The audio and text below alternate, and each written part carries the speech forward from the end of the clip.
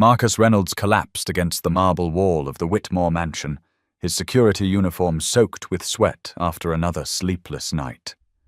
For 3 weeks straight, he had been watching over Evelyn Whitmore, the 28-year-old heiress who couldn't sleep without knowing he was nearby. His rough hands shook as he tried to stay awake, thinking about his niece, Emma, waiting at home while he protected someone else's child. The other bodyguards had quit after dealing with her panic attacks, but Marcus understood what it meant to be afraid in the dark. Evelyn appeared at the top of the grand staircase in her silk nightgown, her face pale and worried as she saw him struggling to stand. She hurried down the steps, her bare feet silent on the cold marble, and knelt beside him with tears in her eyes. "I'm so sorry," she whispered, her voice breaking as she realized what her fear was costing him. The morning sun filtered through the tall windows of the Whitmore estate as Marcus struggled to focus his tired eyes on the woman kneeling beside him. Evelyn's hand reached out tentatively, hovering inches from his shoulder as if she wanted to touch him but wasn't sure she had the right.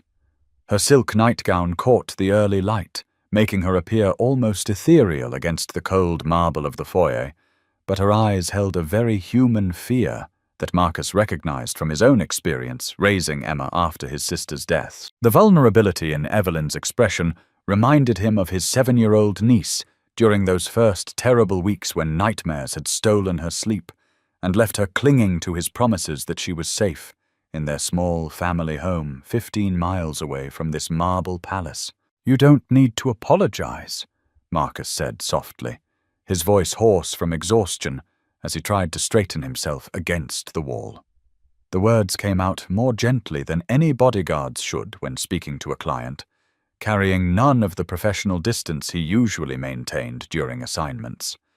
3 weeks of watching Evelyn's panic attacks, of talking her through nightmares at 3 in the morning, of seeing her vulnerability stripped bare by trauma, had eroded the boundaries he normally kept intact between his personal feelings and his job responsibilities. She wasn't just another wealthy client anymore, though Marcus wasn't ready to examine too closely what she had become instead.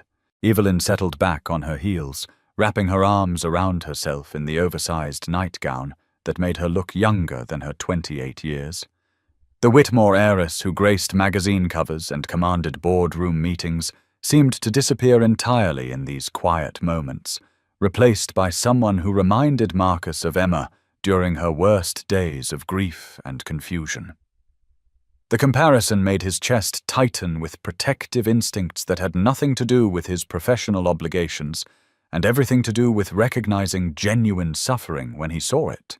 "I know you have your own family to worry about," Evelyn continued, her voice barely above a whisper as she glanced toward the windows that faced the direction of town, where Marcus's modest family home sat in a neighborhood of small houses and carefully maintained lawns. "I heard you on the phone with your parents yesterday, talking about Emma's school play. You missed it because of me, didn't you?" The guilt in her voice was palpable, and Marcus could see that she understood the cost of her dependence on his presence in ways that made her suffering even deeper. The mention of Emma's play hit Marcus harder than he expected. He had indeed missed his niece's debut as a sunflower in the second-grade production of The Garden of Dreams, something he had promised her he would attend no matter what came up at work. His elderly parents had sent him a shaky video taken on his father's old phone, and Marcus had watched it during one of Evelyn's rare, peaceful moments, seeing Emma's bright smile as she searched the audience for his familiar face, and finding only the worried expressions of her grandparents. The disappointment in her eyes during their video call that night had been harder to bear than any of the physical exhaustion from his extended shifts at the mansion. "She understood," Marcus said, though they both knew it wasn't entirely true. 7-year-olds didn't understand why grown-ups made promises they couldn't keep, didn't comprehend the complicated world of obligations and competing loyalties that pulled adults in different directions. Emma had nodded bravely when he explained about his important job, protecting someone who needed him, had even said she was proud of him for helping people. but the slight slump in her shoulders had told a different story about trust and disappointment that cut deeper than any criticism. Evelyn stood slowly, her movement graceful despite the obvious tremor in her hands that always appeared when she was fighting off the edge of panic. She walked to the window that overlooked the manicured gardens, her reflection ghost-like against the glass as she stared out at grounds that stretched further than most people's entire neighborhoods. The silence stretched between them, filled with unspoken awareness that their professional relationship had evolved into something neither of them had anticipated or knew how to navigate without crossing lines that could never be uncrossed. "I've been thinking," Evelyn said finally. Her words, measured and careful in the way Marcus had learned, meant she was trying to maintain control over emotions that threatened to overwhelm her fragile composure. "Maybe it would be better if you found another position, somewhere that wouldn't require you to choose between your job and your family." The suggestion came out stilted and formal, as if she had rehearsed it multiple times, but Marcus could hear the underlying pain in her voice, the fear of abandonment that made the offer feel more like a desperate test than a genuine release from obligation.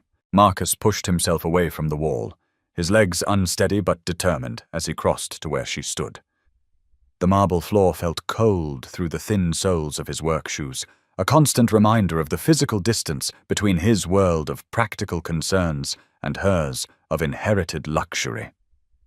When he reached her side, he could see her reflection in the window, the way her jaw was clenched tight with the effort of appearing strong, the slight moisture in her eyes that she was fighting desperately to control before it could spill over into the tears that would admit her weakness.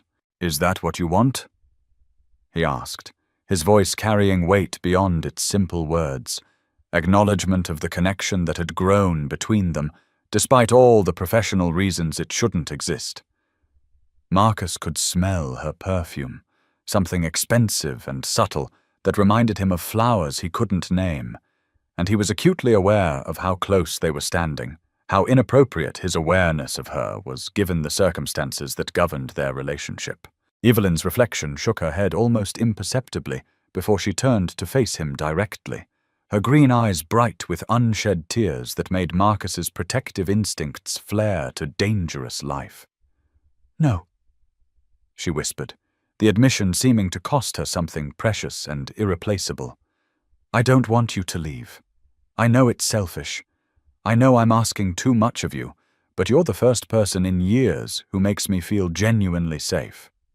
Not because of your training or your reputation in the security field, but because when you look at me, you see someone worth protecting for her own sake, not just an asset to be managed or a responsibility to be handled."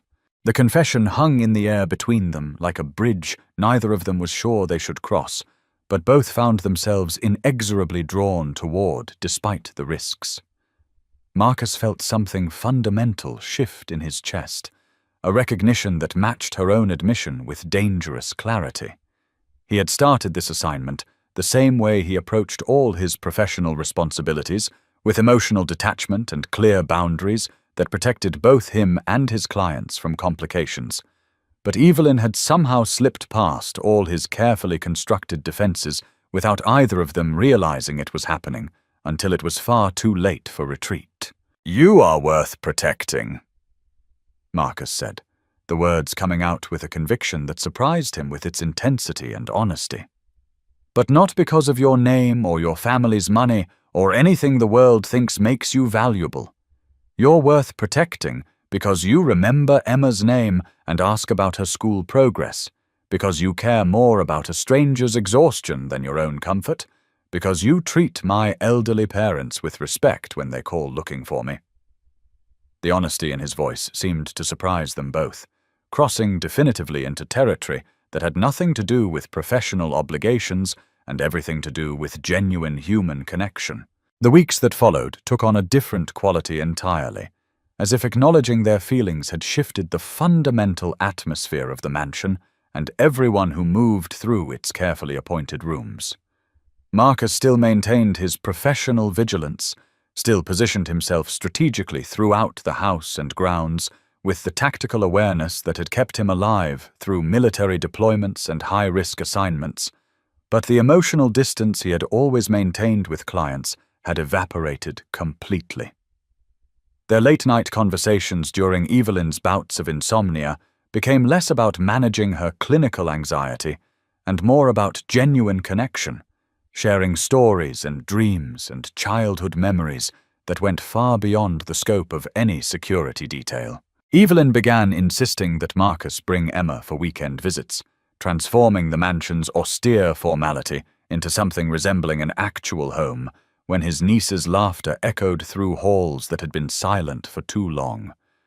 The sight of the elegant heiress on her knees in the garden, showing a 7-year-old how to plant marigolds while her designer clothes collected dirt stains, did something to Marcus's heart that he wasn't prepared to examine too closely. Emma adored Evelyn with the uncomplicated affection of childhood, and Marcus watched his two worlds collide in ways that felt both perfectly natural and utterly impossible to sustain long-term. "She's like a fairy godmother, Uncle Marcus," Emma announced one Sunday evening, as they drove home through neighborhoods that grew progressively smaller and more worn as they moved away from the mansion's exclusive area. "But she's not stuck up like rich people in movies. She let me braid her hair, and she didn't even mind when I got grape jelly on her white couch." The observation was delivered with 7-year-old certainty, as if Emma had solved some complex social equation that adults were too complicated and overthinking to understand properly. Marcus glanced in the rearview mirror at his niece, whose face was still glowing with the excitement of her day among luxuries she had never imagined possible. Emma's innocent acceptance of Evelyn had highlighted something that Marcus was beginning to understand about his own deepening feelings. The class differences that seemed so insurmountable in the abstract melted away completely when he watched Evelyn reading bedtime stories in funny voices or patiently explaining why flowers needed both sunshine and rain to grow properly. In those perfect moments, she wasn't an heiress, and he wasn't her employee. They were just two adults who cared deeply about making a little girl smile and feel loved and secure. The shift in their relationship became impossible to ignore or rationalize away the night Evelyn experienced her worst panic attack since Marcus had started working for her. He found her in the mansion's library at 2 a.m, hyperventilating as she clutched a silver-framed photograph of her parents, who had died in a car accident 3 years earlier. The trigger had been a news report about another wealthy family's tragedy, and Evelyn had spiraled into the familiar darkness of survivor's guilt and irrational fear that everyone she allowed herself to love would eventually abandon her through death or disappointment. Marcus didn't hesitate or think about professional boundaries or appropriate emotional distance as he crossed the room and pulled her trembling form into his arms. Evelyn melted against him with a broken sob that seemed to come from somewhere deep in her soul, her fingers clutching desperately at his shirt, as if he were the only solid thing in a world gone liquid with overwhelming fear. He held her while she cried, stroking her hair and murmuring reassurances that had nothing to do with security protocols and everything to do with the most basic human instinct to comfort someone he had come to love completely and without reservation. "I can't lose you too," Evelyn whispered against his chest, her voice broken and raw with the kind of pain that came from too much loss concentrated in too short a time. "I know it's not fair to ask. I know I don't have the right to demand this of you, but I can't watch you walk away like everyone else eventually has." The admission was muffled by his shirt, but Marcus heard every word with perfect clarity, understanding that she was offering him her heart, along with all her fears and vulnerabilities. Marcus tilted her face up to meet his eyes, his thumbs gently wiping away tears that had left shining tracks down her cheeks. The woman in his arms bore no resemblance to the composed heiress the world saw in photographs and business meetings, and he loved her infinitely more for the complete vulnerability she trusted him with. "I'm not going anywhere," he promised with absolute conviction, sealing the words with a kiss that tasted of salt and desperate hope and the beginning of something that would transform both their lives in ways neither could have imagined. Their engagement happened quietly, without fanfare or announcement, in the garden where Emma had taught Evelyn to plant marigolds. Marcus had been watching them from the kitchen window, seeing Evelyn's face light up with genuine joy as Emma presented her with a muddy bouquet picked from their shared gardening project. The scene was so perfectly domestic, so naturally right despite all the practical obstacles they would face, that Marcus felt the last of his logical reservations crumble away. He found the simple gold ring his grandmother had worn, a modest band with a small diamond that had survived 2 world wars and 50 years of devoted marriage, and walked out to join his family in the garden where love had taken root. "Evelyn," he said, dropping to one knee among the flowers they had planted together, "will you marry me?" The question was simple and unadorned by elaborate speeches about love or shared dreams for the future, because Emma was watching with wide eyes full of excitement, and Evelyn was already crying tears of happiness before he finished speaking. Her yes came wrapped in laughter and grateful tears, and a kiss that tasted like soil and sunshine, and promises neither of them fully understood they were making. The wedding ceremony was deliberately small and private, held in the mansion's garden with only Emma as their witness and an elderly judge who had been charmed by their unconventional love story during the brief legal consultation. Evelyn wore a simple white dress that she could kneel in to fix Emma's flower crown without worrying about stains or wrinkles, and Marcus wore his best suit with a marigold boutonniere that his niece had insisted upon making herself.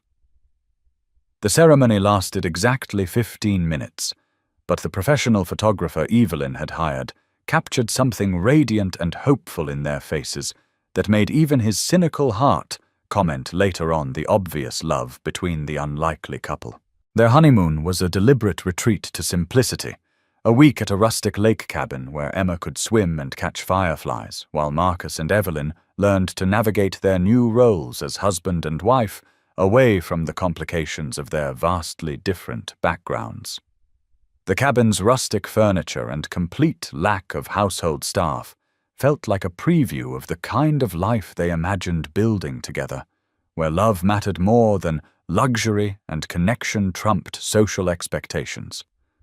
Marcus grilled hamburgers on the small wooden deck, while Evelyn helped Emma build elaborate sand castles on the narrow beach, and for 7 perfect days, the enormous complications of merging their different worlds seemed manageable and distant.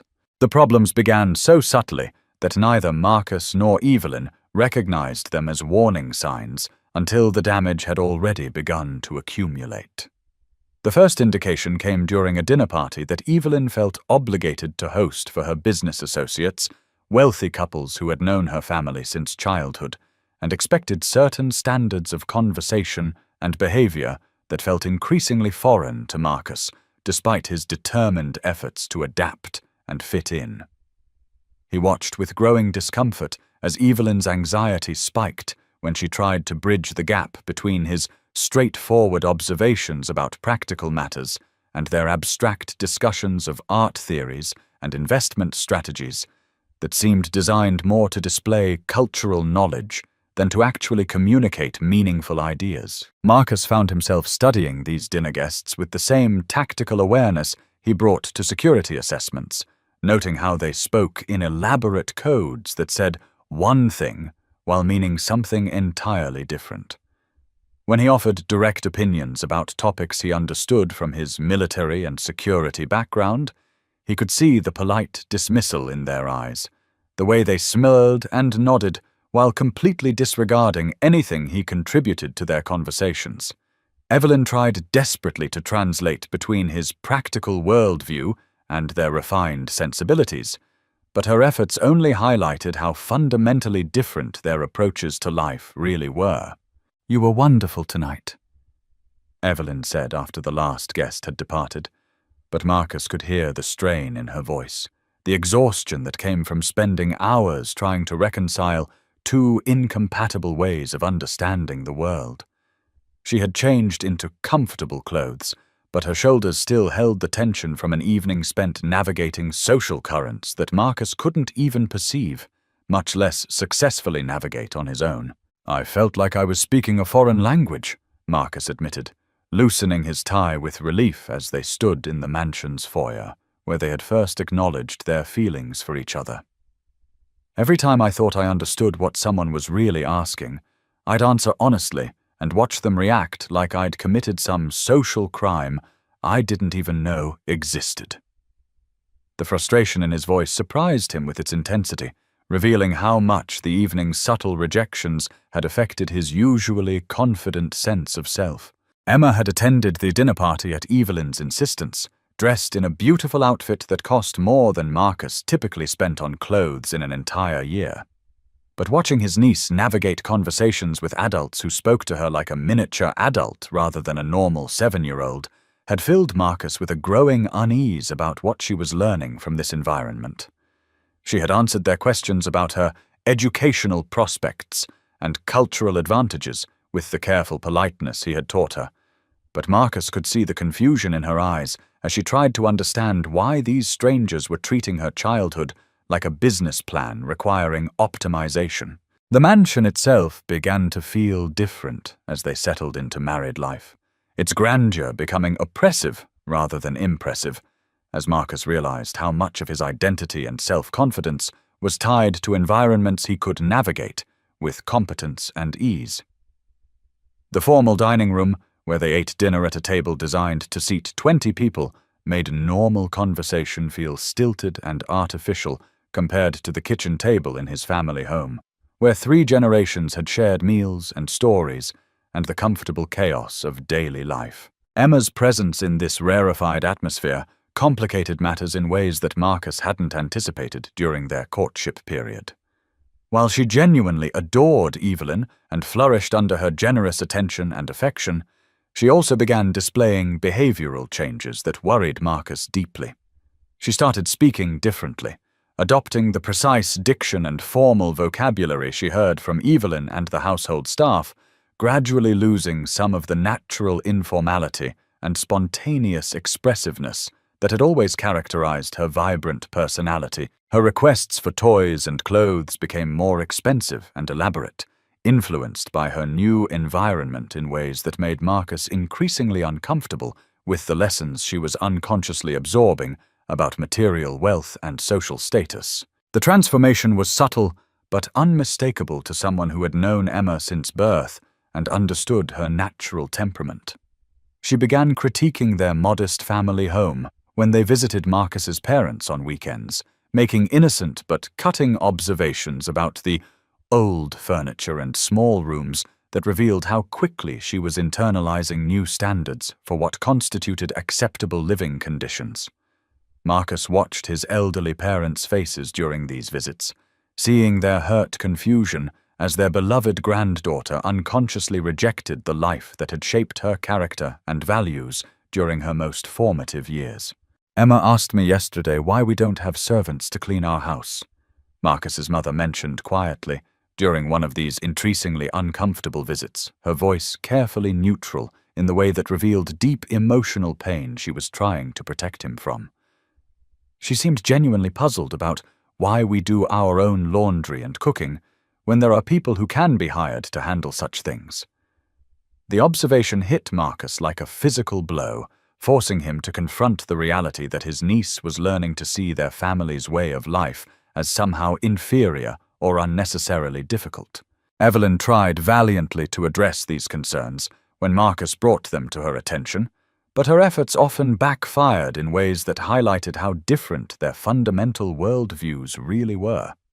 Her attempt to teach Emma about helping people who work for us inadvertently reinforced the concept of a servant class, while her explanations about different ways of living seemed to categorize their approaches as equally valid choices rather than understanding that Marcus's family didn't see their lifestyle as a choice at all, but simply as normal life lived according to values that had sustained them for generations. The breaking point came during Marcus's first board meeting at Whitmore Industries, where Evelyn had invited him to observe and potentially contribute his security expertise to discussions about protecting company assets and personnel.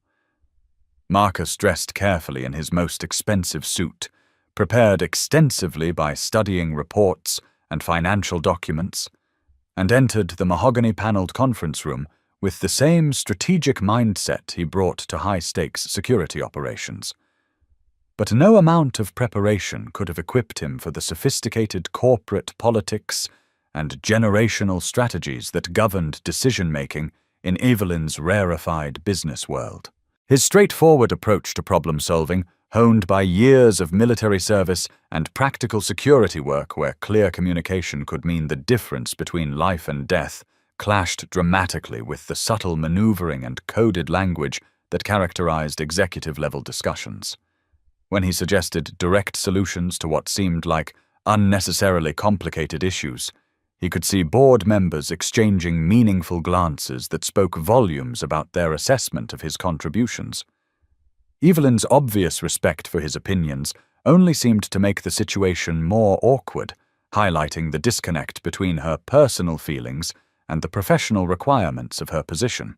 Perhaps Mr. Reynolds could provide insights from his extensive field experience, suggested Harrison Whitmore, Evelyn's uncle and the company's chief financial officer, with a patronizing smile that made Marcus's military-trained instincts bristle with recognition of subtle hostility. The phrasing was technically respectful, but Marcus heard the underlying message that his field experience was considered irrelevant to the sophisticated financial and strategic challenges they were discussing. Marcus attempted to contribute valuable perspectives drawn from his practical experience, protecting high-value targets and assessing security vulnerabilities, but he could feel the room's polite dismissal of his expertise even as they nodded and thanked him for his input. These people lived in a world of abstract strategies and theoretical risks, while Marcus operated in the realm of concrete threats and proven protective measures. The gap between their approaches wasn't just professional, but philosophical, representing entirely different ways of understanding problems and evaluating solutions. After the meeting, Evelyn found Marcus standing alone in her office, staring out the window at the city streets far below where normal people lived, normal lives without the complications of inherited wealth and social expectations. Her face was troubled as she approached him, clearly recognizing that the morning had not gone as she had hoped when she invited him to participate in her business world. "They don't respect me," Marcus said quietly, stating the obvious truth that both of them had tried to ignore throughout the uncomfortable meeting. "They tolerate me because I'm married to you, but they see me as someone who doesn't belong in their world and never will, regardless of how much I learn or how hard I try to adapt." The words came out without bitterness, just exhausted recognition of a reality that was becoming impossible to deny. Evelyn moved to stand beside him at the window, her reflection visible in the glass as she struggled with her own painful awareness of the social dynamics that governed her inherited world. "They need time to adjust," she said, but her voice lacked conviction, suggesting that she understood the futility of hoping that time alone would bridge such fundamental differences in background and perspective. "It's not about time," Marcus replied, turning to face his wife directly rather than speaking to her reflection. "It's about the fact that I come from a world where problems have practical solutions and people say what they mean, while they come from a world where everything is strategy and positioning and saying one thing while meaning something completely different. We're not speaking the same language, even when we're using the same words." The conversation that followed was one of the most difficult of their marriage, conducted in Evelyn's private office high above the city, where the noise of ordinary life couldn't penetrate the insulated quiet of corporate power. Marcus tried to articulate his growing sense of displacement without sounding like he was criticizing Evelyn or rejecting the generosity she had shown his family. But the words came out in a rush of frustration and pain, revealing just how much the constant struggle to fit into her world was costing him in terms of his own sense of identity and self-worth. "I watch Emma learning to be ashamed of where she comes from," Marcus said, his voice rough with emotion he had been trying to suppress for weeks. I see myself becoming someone who apologizes for having practical opinions instead of theoretical insights. We're both changing, Evelyn, and not in ways that make us better people. We're learning to see our own lives as somehow insufficient instead of simply different. Evelyn listened with growing distress as Marcus gave voice to concerns that matched her own private fears about the direction their marriage was taking.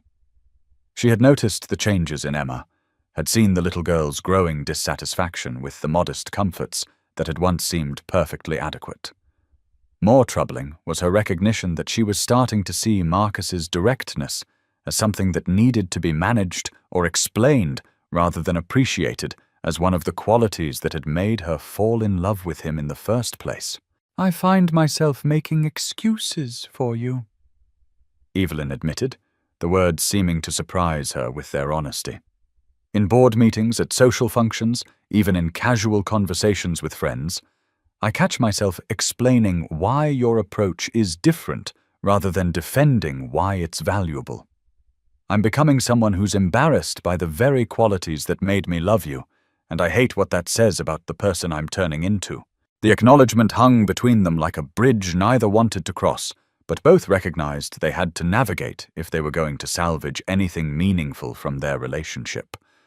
They had created something beautiful together during their courtship and early marriage, but it existed in a carefully protected space between their worlds that was proving impossible to expand or sustain under the pressures of real life and social expectations. Marcus could see in Evelyn's face the same painful recognition that was breaking his own heart. Sometimes love, no matter how genuine and powerful, simply wasn't enough to overcome the fundamental differences that separated people's lived experiences and cultural identities. They were trying to build a shared life on the foundation of mutual attraction and emotional connection. But those feelings couldn't support the weight of two completely different value systems and social expectations that pulled them in incompatible directions. I don't know how to be myself in your world, Marcus said finally, giving voice to the core issue that underlay all their specific problems and conflicts. And I don't think you know how to be yourself in mine either. We're both trying so hard to adapt and compromise that we're losing the people we were when we fell in love with each other. The truth of his observation settled over them both with the weight of inevitability, forcing them to confront what they had been trying desperately to avoid acknowledging. Their love story, which had seemed so powerful and transformative during its early stages, was requiring both of them to abandon essential parts of themselves in order to function as a couple. The cost of that transformation was becoming evident in their increasing unhappiness and in the changes they could see in Emma, who was caught between two worlds without the emotional maturity to navigate the conflicting messages she was receiving about value and identity. That evening, Marcus found himself walking alone through the mansion's gardens, where he and Evelyn had been married just 8 months earlier. The marigolds they had planted together were in full bloom, their bright faces turned toward the setting sun like promises of hope that now seemed naive and impossible to fulfill.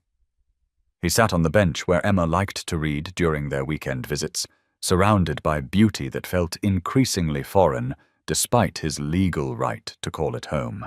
When Evelyn joined him in the garden an hour later, neither of them spoke immediately.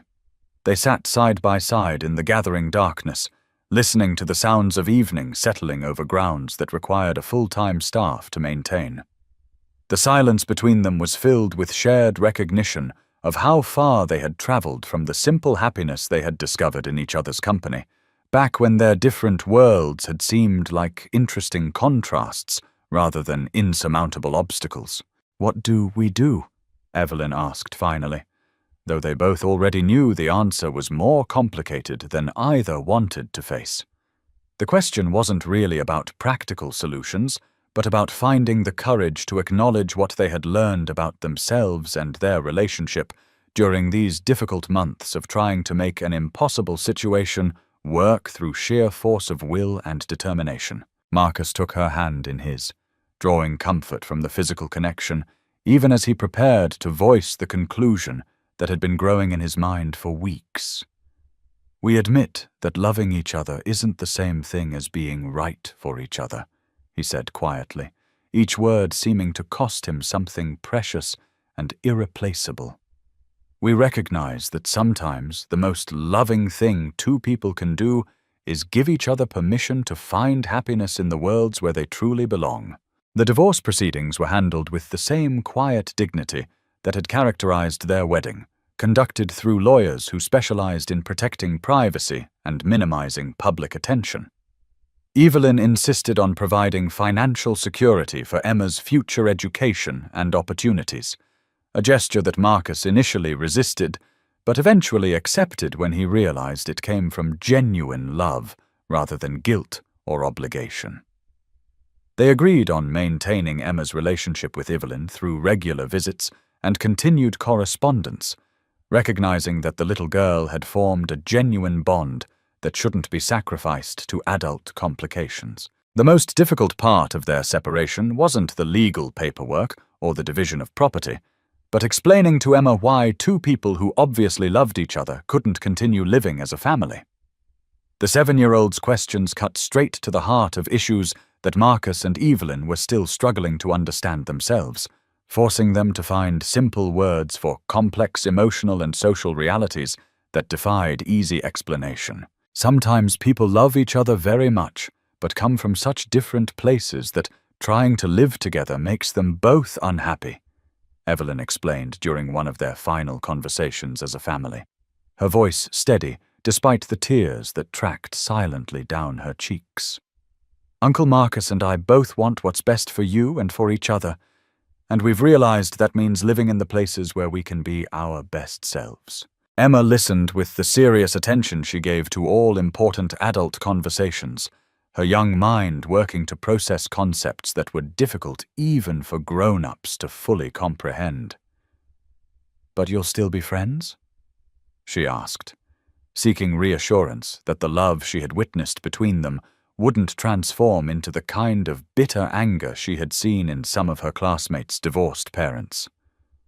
"We'll always be friends," Marcus promised, meaning every word even as his heart broke at the necessity of making such promises. "The love we have for each other isn't going away, Emma. It's just changing into a different kind of love. The kind that wants the other person to be happy, even if that means living separately." The last night Marcus spent in the mansion, he found Evelyn in the garden, where their story had begun and was now ending. She was kneeling among the marigolds that had grown tall and vibrant over the months of their marriage, their golden petals glowing in the soft light from the house's windows.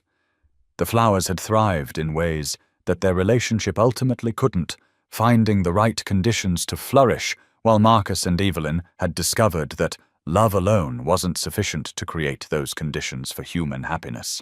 "I want you to know," Evelyn said without looking up from the flowers, her voice carrying a peace that surprised Marcus with its genuineness, "that loving you was the best thing I've ever done, even though staying married would have been wrong for both of us." Her hands moved gently among the marigold stems, tending to plants that would continue growing long after their human gardeners had gone their separate ways. Marcus knelt beside her in the rich soil, heedless of his clean clothes as he reached for her hand one final time. The gesture felt natural and right, a return to the simple human connection that had first drawn them together before the complications of their different worlds had made such simplicity impossible to sustain. "You saved my life in ways I'm still discovering," he told her, meaning every word with the depth of feeling that had never wavered despite their ultimate incompatibility. "You showed Emma and me that we were worthy of love and respect exactly as we were, and that knowledge will change everything about how we move forward in our lives." They held each other in the garden as darkness settled over the mansion and the city beyond its walls, two people who had loved each other enough to recognize when love wasn't sufficient to overcome the fundamental differences in their life experiences and values. There was profound sadness in their goodbye, but no bitterness or sense of failure. No feeling that either had betrayed the other or wasted the precious time they had shared. They had simply reached the limits of what was possible between them, and they were choosing to end their story with grace and mutual respect, rather than allowing it to deteriorate into resentment and regret. Marcus returned to his family home with Emma, settling back into routines that felt both familiar and permanently altered by their time in Evelyn's world. The small house that had once felt cramped now seemed perfectly proportioned for their needs, every room holding memories and serving practical purposes that made sense in their daily lives. He found work with a local security firm that allowed him regular hours and weekends at home, building the stable routine that Emma needed while maintaining the financial foundation that Evelyn's generosity had provided for their future. Emma adjusted to the transition with remarkable resilience, though she missed Evelyn terribly and talked about her constantly during their first weeks back in familiar surroundings. Marcus arranged regular visits and phone calls that gradually settled into a comfortable pattern, allowing Emma to maintain her relationship with Evelyn while understanding that the mansion represented a special friendship rather than their permanent home. The little girl seemed to grasp, with the intuitive wisdom that children sometimes possess, that people could love each other across great distances and differences without needing to live together or belong to the same world. 2 years after their divorce was finalized, Marcus received an elegantly engraved invitation to Evelyn's engagement party. The announcement in the society pages showed a photograph of her with James Patterson, heir to a banking fortune whose family had moved in the same circles as the Whitmores for generations.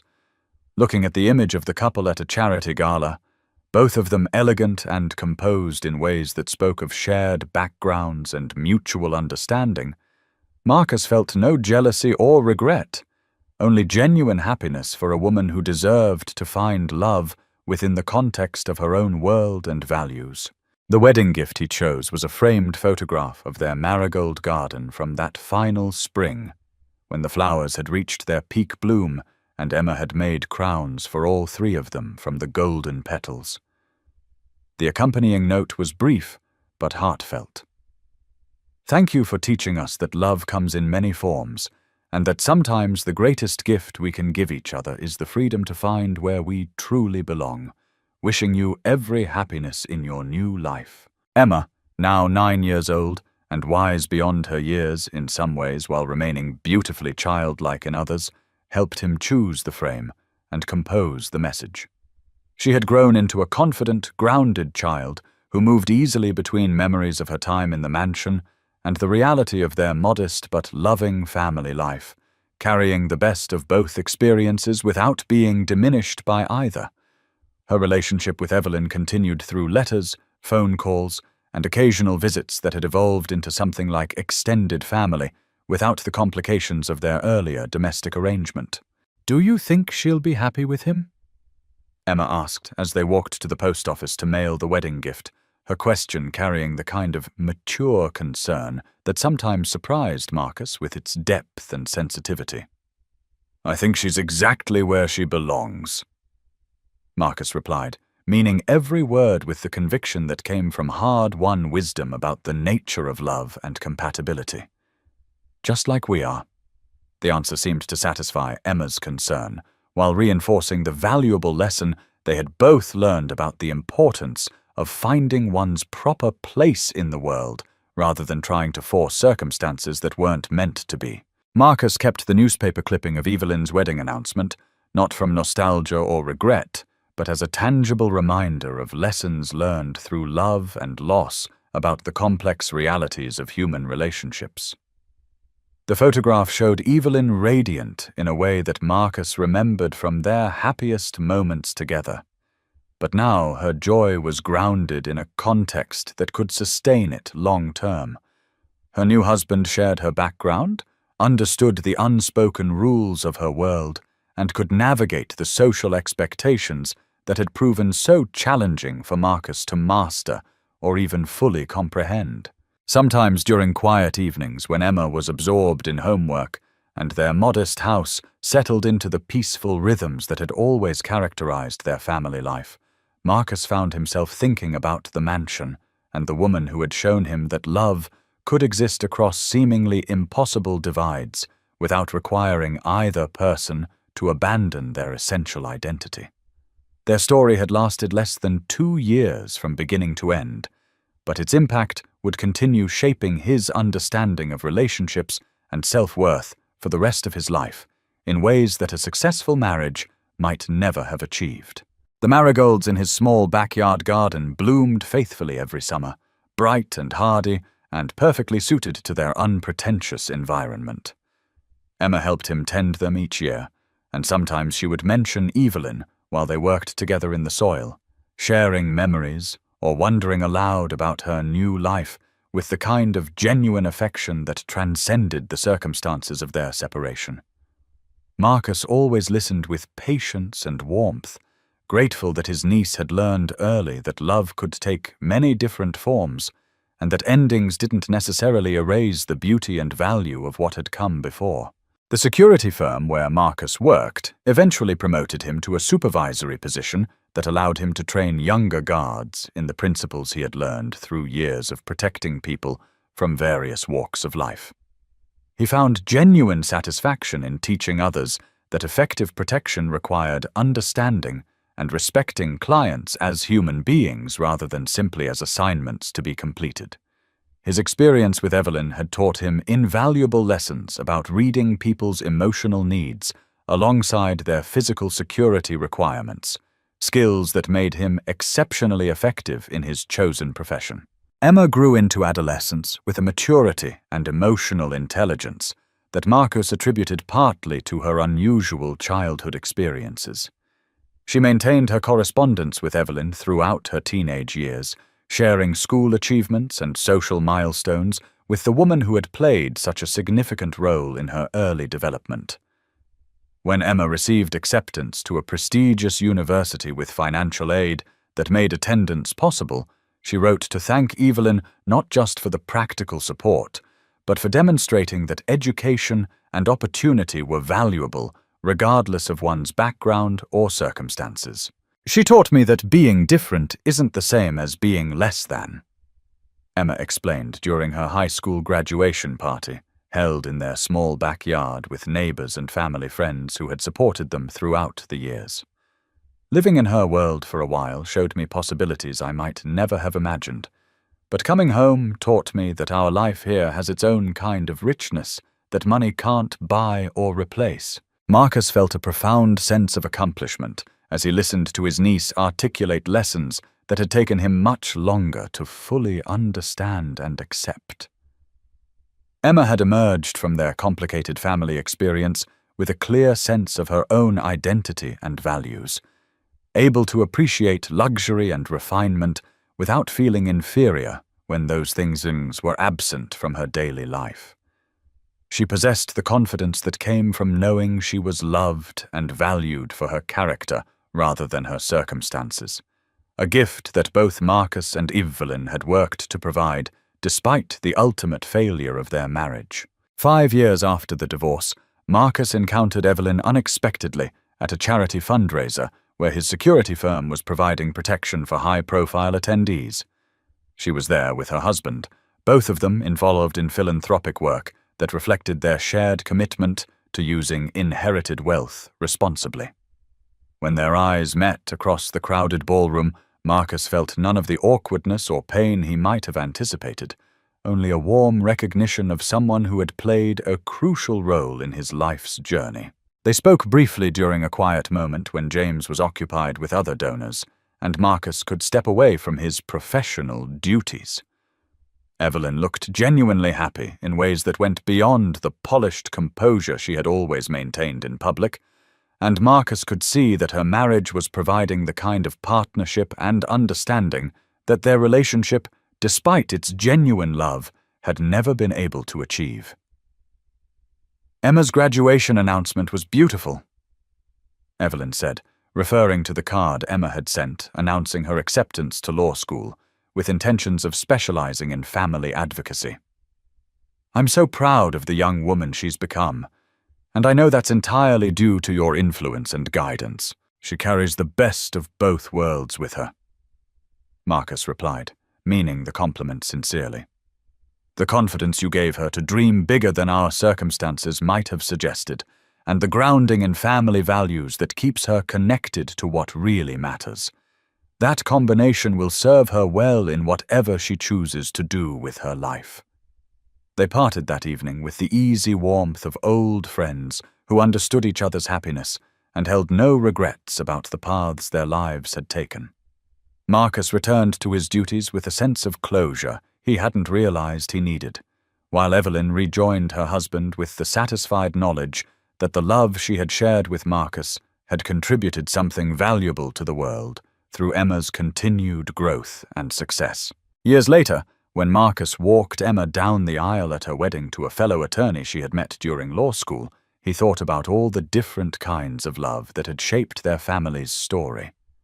Emma's husband came from a background similar to theirs, understanding instinctively the values and expectations that had guided her upbringing.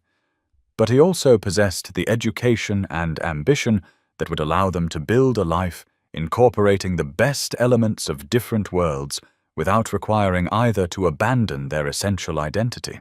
The wedding reception was held in the community center, where Emma had attended countless school events and birthday parties, decorated with marigolds from Marcus's garden, and filled with the laughter of people who had supported their small family throughout all its transitions and challenges.